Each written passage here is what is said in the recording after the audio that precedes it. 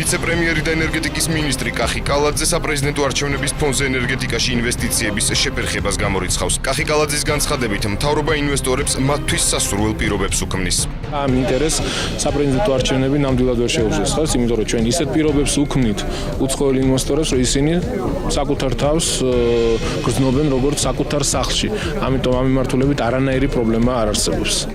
მინისტრის მტკიცებითვე, სექტემბერში მთავრობა რამდენიმე ჰესის პროექტზე ინვესტორთან ხელს მოაწერს. მისივე განცხადებით, ინვესტორებს შორის დღეს ენერგეტიკა ყველაზე მიმზიდველ სფეროდ რჩება. ყველაზე მეტი ინვესტიცია მოდის ამ მიმართულებით და ყველაზე დიდი ინტერესი უცხოელი ინვესტორების მხრიდან არის ენერგეტიკის მიმართულებით.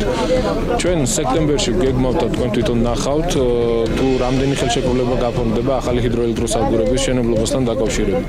2013 წლის პირველი კვარტალის მონაცემებით ქვეყნის ენერგეტიკაში განხორციელებული პირდაპირ უცხოური ინვესტიციების ოდენობა 40 მილიონ დოლარს აღემატება. ამ მაჩვენებლით პირველ კვარტალში ენერგეტიკა ეკონომიკის ყველა სხვა დარგს უსწრებს.